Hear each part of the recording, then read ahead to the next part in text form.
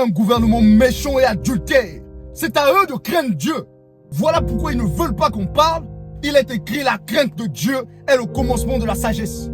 Pourquoi n'est-il pas écrit l'amour de Dieu est le commencement de la sagesse? Pourquoi la sagesse devrait-elle commencer par la crainte et non l'amour? Je sais, parce que vous pouvez aimer quelqu'un aujourd'hui et demain vous ne l'aimez plus. Mais quant à la crainte, non.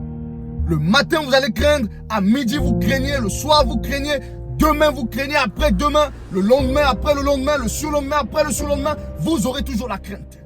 Parce que la crainte est constante. Et ces races de vipères à la tête de la nation ont réussi à mettre la crainte dans le peuple. Voilà pourquoi le peuple est incapable de parler. Ils ont réussi à nous programmer. Ils ont réussi à faire de nos parents des véritables nègres. Au point où nos parents jusqu'aujourd'hui ont peur d'eux.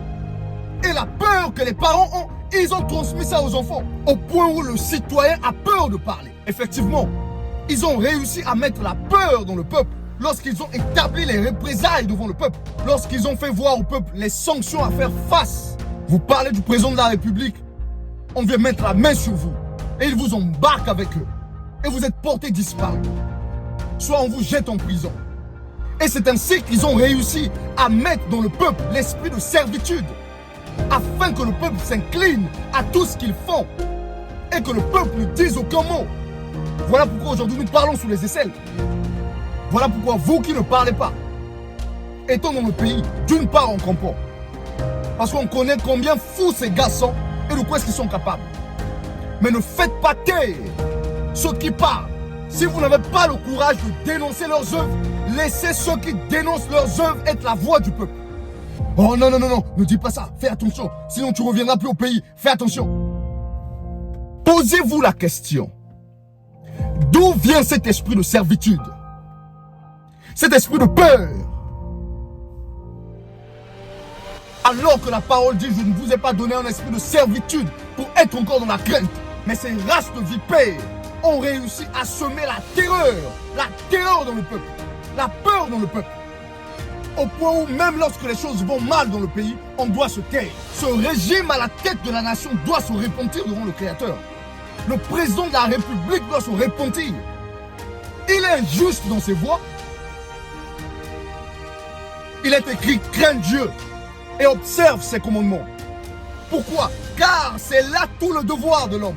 C'est ce que doit faire tout homme, qui qu'il soit. Chef militaire, sénateur, président de l'Assemblée, procureur général de la République, premier ministre, gouverneur, président de la République, roi, qui que vous soyez. Crains Dieu et observe ses commandements. Le président de la République n'observe pas le commandement de Dieu, car ont au pouvoir. Le peuple que Dieu les a confiés est instable.